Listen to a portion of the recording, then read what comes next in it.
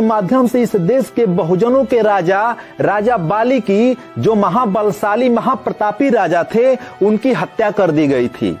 इसी धागे के वजह से आप मनुवादी व्यवस्था के गुलाम साबित हो जाएंगे। तो यह तय आपको करना है कि क्या आप मनुवादी व्यवस्था के गुलाम हैं, क्या आप मनुवादी व्यवस्था के पोषक हैं।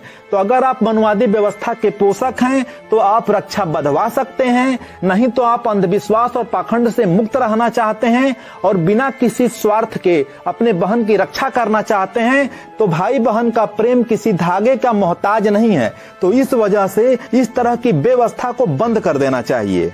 लोगों के मन में ये विचार पैदा होता है ना, तो इसके लिए आप क्या करेंगे? महोदय, इसके लिए देखो, जानते तो सभी है लेकिन मानते नहीं है। कल के लिए मेरी लड़की अगर दूसरे के अपना निर्णय ले करके दूसरे के साथ में चली जाती है तो क्या उसका परिवार नहीं चलता? तो वो कहाँ मंडप गाड़े हैं, कहाँ वो पंडित जी को बुलवाए, कहाँ उनका वो भौरी वाला जो होता है कहाँ किया गया? कहीं नहीं किया गया। और यहाँ अगर भौरी नहीं पड़ेंगी तो उसके माँ बाप कहेंगे हमारी बेटी कुंवारी रह गई, हम तो भौरी डलवाएंगे। बाबा साहब की कहाँ भौरी पड़ी थी? राम जो सीता ने राम को डाला था जयमाल, उनकी भौरे कहाँ पड़ी थी? ये समाज अंधा है, जानता सब कुछ है लेकिन मानता कुछ नहीं।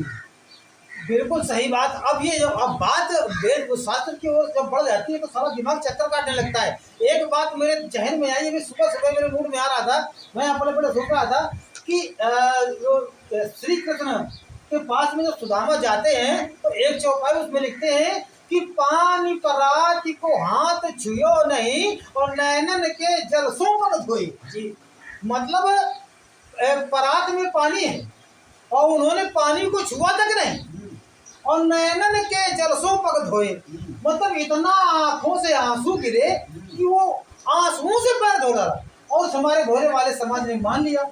यार ये बताइए कि आंखों से आंसू चल रहे थे कि वहाँ कोई समरसेबल चल रहा है और कितना यार प्रेशर से वो आंसू निकल रहे थे। तो ये हमारा भोला भाला समाज मतलब किसी भी बात पर तर्क नहीं करना चाहता है ना तर्क। जय भीम, नमो बुद्धाय साथियों। दोस्तों, बाबा साहब अम्बेडकर कहते हैं कि रक्षाबंधन का त्योहार तुम्हारा नहीं है चमारो, इसलिए रक्षाबंधन का त्योहार मत मनाना। दोस्तों, बाबा साहब भीमराव अम्बेडकर का कहना सही भी है। मेरे प्यारे साथियों, आप देख रहे हैं हमारा राम नंबर यूट्यूब चैनल और चैनल देखने वाले सभी साथियों को बहुत बहुत स्वागत, हार्दिक अभिनंदन, वंदन।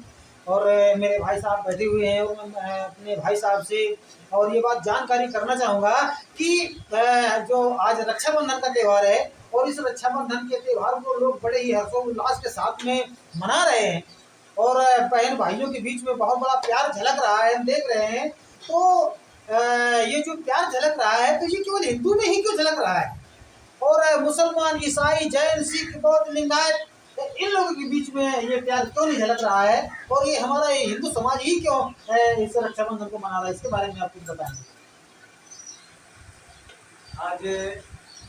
आज का त्योहार जो है मनाया जा रहा है, बड़े धूमधाम से मनाया जा रहा है और भारत के कोने कोने में मनाया जा रहा है और बहन भैया का त्योहार मनाया जा रहा है।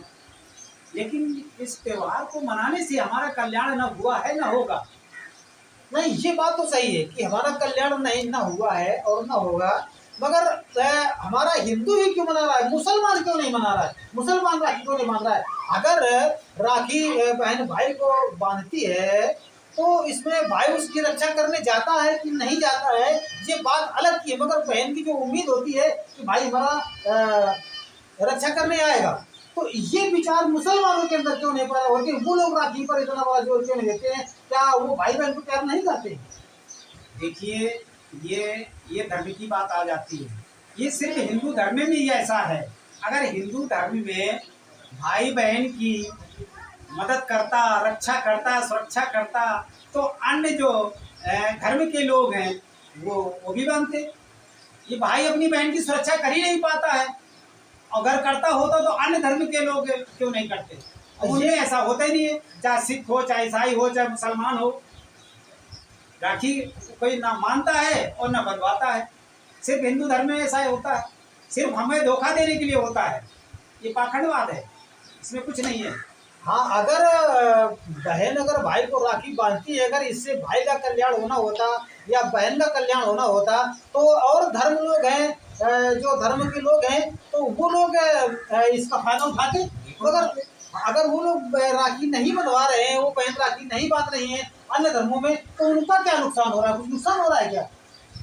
नुकसान देखिए, जो बांधती है उनका नुकसान हो रहा है, जो नहीं बांधते उनका फायदा हो रहा है, और उनका फायदा संविधान के द्वारा हो रहा है, क्योंकि ये संविधान में है ही नहीं। अगर ये होता तो उनको लाभ मिलता। अच्छा, ये बताइए कि हमारे देश में हम देखते हैं कि अन्य धर्मों के लोग राखी नहीं बनवाते, हाँ, तो जो विदेशों में है तो फिर क्या वहाँ राखी बांधी जाती है? नहीं, ये सिर्फ जहाँ हिंदू धर्म के लोग रहते हैं वो इस चीज को मानते हैं, और जहाँ अन्य समाज के लोग हैं, अन्य धर्म के लोग हैं, इस चीज को मानने को तैयार ही नहीं है, ना मानते हैं।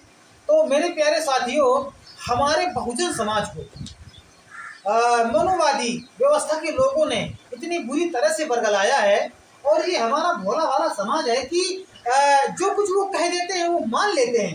तो आप क्या कहेंगे? मैं ये कह रहा हूँ कि बार बार ये शब्द आता है, और मैं भी कहता हूँ, इस धर्म को मनाने वाले और चलाने वाले जो हैं मनवादी लोग, और जो मनवादियों की रास्ता चलते हैं वो भी तो मनवादी हैं, चाहे जिस समाज से हो, चाहे जिस समाज से हो। जो मनवादी की बात मानेगा, उनके इशारे पे चलेंगे, वो सारे लोग ही मनवादी है। और अगर वो नहीं है तो इनकी बात मानना बंद कर दें।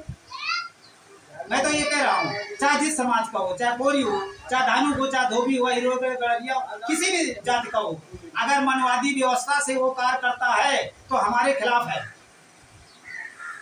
तो चूंकि अब ये व्यवस्थाएं शुरू से चली आ रही हैं, लोगों के जहन में ये मनवादी व्यवस्था घुस चुकी है, और व्यक्ति उसको पहचान नहीं पा रहे हैं कि हम किस व्यवस्था से कार्य कर रहे हैं।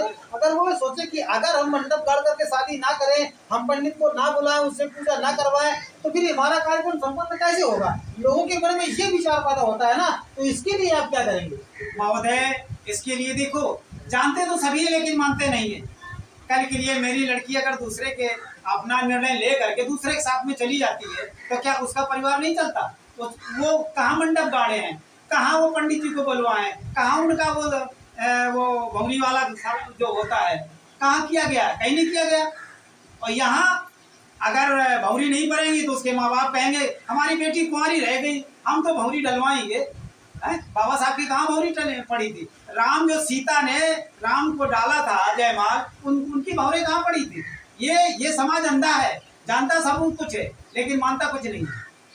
बिल्कुल सही बात। अब बात वेद शास्त्र की ओर जब बढ़ जाती है तो सारा दिमाग चक्कर काटने लगता है। एक बात मेरे जहन में आई, मैं सुबह सुबह मेरे मूड में आ रहा था, मैं अपने बड़े सोच रहा था कि श्री कृष्ण के पास में जब सुदामा जाते हैं तो एक चौपाई उसमें लिखते हैं कि पानी पराती को हाथ छुयो नहीं और नैनन के जल सो पर धोई। जी, मतलब परात में पानी है और उन्होंने पानी को छुआ तक नहीं, और नैनन के जलसों पग धोए, मतलब इतना आंखों से आंसू गिरे कि वो आंसुओं से पैर धो डाला। और हमारे भोले वाले समाज ने मान लिया। यार ये बताइए कि आंखों से आंसू चल रहे थे कि वहाँ कोई समरसेबल चल रहा है, और कितना यार प्रेशर से वो आंसू निकल रहे थे। तो ये हमारा भोला भाला समाज मतलब किसी भी बात पर तर्क नहीं करना चाहता है, ना तर्क करता है, और जानते हुए वो मानता भी नहीं है। दोनों बातें हैं। अगर वो इस तरह हो कि मतलब इतना आंसू गिरा कि उसके पैर धुल गए, उनको ये चीज जाननी चाहिए कि आपके घर में अगर कोई कमी हो गई तो कितने आप आंसू बहाते हैं, हम की जो है आपकी रास्ता गीली हो जाती है। इस बात को मानने को तैयार हैं भाई? अगर पूरा परिवार भी रो डाले, पूरा मोहल्ला, पूरा गांव भी रो डाले, तो भी हम किसी के हाथ धुल सकते हैं आंसुओं से। मगर हमारा समाज है कि उस बात को मान लेता है, बड़े प्रेम से मान लेता है, क्योंकि हमारा भोला भाला समाज है। और इस समाज को समझाने के लिए आप जैसे महापुरुष हमारे समाज में काम कर रहे हैं, और इसका असर जा रहा है। जो इंजेक्शन लगाया जा रहा है, डॉक्टर दवा दे रहा है, तो उसका असर धीरे धीरे होगा। हमें अपने समाज पर भरोसा है कि हम जो टीका टिप्पणी की जाती है, जो इस तरह की वीडियो डाले जाते हैं, तो लोग इनको देखते हैं और महसूस करते हैं। ऐसा नहीं है कि महसूस करते हैं और अमल में लाने की कोशिश करते हैं। बाकी ये समाज है कि एक दूसरे को करने नहीं देता है, ये एक दूसरे की टांग खींचता है कि है ऐसा हो ही नहीं सकता। बाकी जब ये वीडियो इस तरह के जो डाले जाते हैं, ये माँ बहनों को दिखाया जाए, ये भाइयों को दिखाया जाए, पड़ोसियों को दिखाया जाए और उनको समझाया जाए, उससे बताया जाए भाई जो ये वीडियो केवल एक व्यक्ति तक सीमित नहीं है, ये हमारा पूरा देश ही नहीं पूरा विश्व देखता है इस वीडियो को, क्योंकि जब वीडियो वायरल होता है तो पूरे विश्व में वायरल होता है। तो ये एक नॉर्मल बात नहीं है, इस बात पर कई तर्क भी किए जा सकते हैं। और अगर ये वीडियो हमारा आपको अच्छा नहीं लग रहा है तो आप जरूर कमेंट में करके हमको बताइए कि ये हमारा वीडियो गलत जा रहा है और हम गलत बना रहे हैं। तो इस पर हम सर्च करेंगे, इसको हम शोध करेंगे, इस पर विचार करेंगे। तो अब मेरे भाई आप ये बात बताइएगा कि हमारा जो समाज आके जो हमारे वीडियो को सुन रहा है, हमारे वीडियो को जो हमारा बहुजन समाज देख रहा है, हमारे व्यूअर्स जो देख रहे हैं, तो उनके लिए आप क्या कहना चाहेंगे, क्या संदेश भेजेंगे आप? मैं ये कह रहा हूँ उनके लिए, जो दूसरे के बताए हुए रास्ते पे आप पीछे चल रहे हैं, पीछे चलना बंद कर दीजिएगा। सम्मान आपको लेना है तो अपने बच्चों को पढ़ाइए। और पीछे चलने वाली बात ये है, कोई कार्य करना है तो अपने दिमाग से ऊपर वाले के सहारे न रहिए। ऊपर आपका दिमाग माइंड है, जो माइंड आप कहेगा वही आप करेंगे। ऊपर वाला जाने, ऊपर वाला जाने, ऊपर वाला क्या होता है? अरे होता तो जो आपकी मशीन है वही, जो आपके दिमाग में बात आएगी वही तो करेगी। दूसरे के बहकावे से आप मत आइए, अपने दिमाग से काम करिए। और ये मनवादी व्यवस्था जो अभी तक चल रही है, आज भी चल रही है, इसको मानना छोड़ दें तो आप आगे बढ़ेंगे, और मनवादियों के साथ चलेंगे तो आप पीछे हो जाएंगे। मेरे प्यारे साथियों, हमें करना क्या है? जब तक हम अपने बच्चे को पढ़ाएंगे नहीं, अपनी बेटी को पढ़ाएंगे नहीं, तब तक वो अपने इतिहास को नहीं जान पाएंगे। अपने इतिहास को जानने के लिए शिक्षा ही सब कुछ नहीं होती है, पढ़ाई ही सब कुछ नहीं होती है। पढ़ाई का जो सामाजिक ज्ञान है, आप उसका जब हमारे बच्चे को ज्ञान होगा, अपने बेटे को पढ़ाइए, अपने बेटे को बोलना सिखाइए। और जब अपने बेटे को आप बोलना सिखाएंगे, अपनी बेटी को मंच पर खड़ा करिएगा, बेटी को बोलना सिखाइएगा। जब वो बोलना सीखेगा तभी तो कोर्ट कचहरी में जाकर के अपनी बात को कह पाएगा। और ये तमाम जो अंधविश्वास की बातें, जो रूढ़वादी बातें हैं, इन बातों पर आप बिल्कुल गौर मत कीजिए, इन पर विचार करिएगा कि ये चीज़ हमारे लिए मनाने के योग्य है या नहीं है, ये चीज़ हम लोग करने के योग्य है या नहीं है। अगर वो तरह की कसौटी पर शर्त निकलती है, अगर वो आपको मनाने के लायक है, तो आप बेशक बिल्कुल मनाइएगा। अगर उस शर्त में आपको नहीं आती है कि ये हमारे समाज का जो त्यौहार है, जो कोई ऐसा कर्मकांड है, वो अगर आपके तरह की कसौटी पर सही नहीं निकलता, तो आप उसको मत बनाइए और पाखंडवाद की ओर न जाइए। अपने बच्चों को पढ़ाइए, पढ़ा करके उनको बोलना सिखाइए, डॉक्टर इंजीनियर बनाइए, पत्रकार बनाइए। जब हमारा समाज एक, हमारे हर समाज से, हर परिवार से एक व्यक्ति जब बोलने वाला खड़ा होगा, तो जरूर हमारे समाज का कुछ कल्याण होगा और वो अंधविश्वास से हटेगा। इस पर आप भाई साहब क्या कहेंगे? मैं ये कहूँगा कि बच्चे के पिता और माता, बच्चे के भविष्य को सुधारने के लिए दोनों ही होते हैं। अगर बच्चा का भविष्य नहीं बन रहा तो दोनों आदमी दोषी होते हैं। कैसे? अगर बच्चा स्कूल जा रहा है, समय से आ रहा जा रहा है, ठीक है। अगर बच्चा आपके निगाहों से निकल रहा है, आप उससे इंक्वायरी की कि आप कहाँ जा रहे हो, बच्चा कहता कहीं नहीं जा रहे, जा रहा है, उसकी गलती को आपने बढ़ा दिया, उसकी गलती नहीं पकड़ी, तो दोषी आप हैं। दोषी लड़की की माँ है, क्योंकि लड़की भी कहती है मैं सहेली के पास जा रहा हूँ, और किस सहेली के पास जा रही, क्या काम है, उसने ये नहीं पूछा, जा रहे हैं गई, तो दोषी माँ भी है, क्योंकि इंक्वायरी सही से नहीं होती है। बच्चे की आदत वहीं से खराब होती है। और बच्चे से कभी झूठ मत बोलिए, बच्चा झूठ बोलता है तो उसे झूठ बोलने की आदत को खत्म करिए। ये आपका, दोनों आदमियों का ये काम है। ये बिल्कुल सही कहा आपने। देखिए, मैं इस बात पर, आपने कहा कि बच्चे के भविष्य को बनाने में 2 व्यक्तियों का हाथ होता है, मगर मैं कहता हूँ बच्चे के भविष्य को बनाने के लिए 3 व्यक्तियों का हाथ होता है। सबसे पहला माता पिता, और दूसरा टीचर, और तीसरा सरकार। हमने बच्चे को पढ़ा कर दिया, शिक्षा तो गुरु ने बहुत अच्छी दे दिया, बाकी अगर सरकार अगर सही नहीं है तो वो बच्चा अपने भविष्य का निर्माण नहीं कर सकता है। जैसे आप मोदी जी की सरकार में देख रहे हैं, सत्य वचन। हाँ हाँ। तो मेरे प्यारे साथियों, अब मेरा वीडियो लंबा हो रहा है। नहीं होना है, लंबा हो रहा है, लेकिन चर्चा भी पूरी होगी। चलो ठीक है, बोलिएगा आप, बोलिए। आपने कहा कि 3 लोगों का होता है, मैं कह रहा हूँ 4 लोगों का सहयोग होता है। बोलिए, चौथा कौन है? चौथा जो अपने हेड मास्टर जो होता है, कक्षा में जो क्लास टीचर होता है, उस और दूसरा नंबर उनका मॉनिटर होता है, और तीसरे नंबर पर हमारा दिमाग होता है, माइंड जो होता है। हम अपने माइंड को जब कंट्रोल रखेंगे, ज्ञानेंद्रियों को कंट्रोल रखेंगे, तो हम क्लास में आगे बढ़ने का काम करेंगे।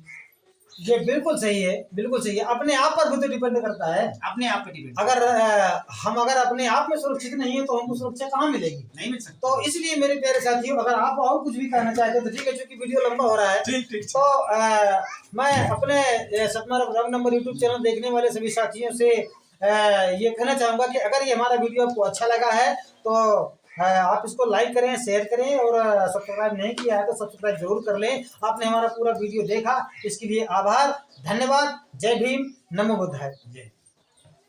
जन समाज के सभी भाई बहन अपने भविष्य का निर्माण करने के लिए बाबा साहब डॉक्टर भीमराव अंबेडकर तथागत गौतम बुद्ध के मार्ग पर चलने के लिए सतमारा रॉन्ग नंबर को फॉलो करें, लाइक करें, शेयर करें, और सब्सक्राइब नहीं किया है तो सब्सक्राइब जरूर कर लें।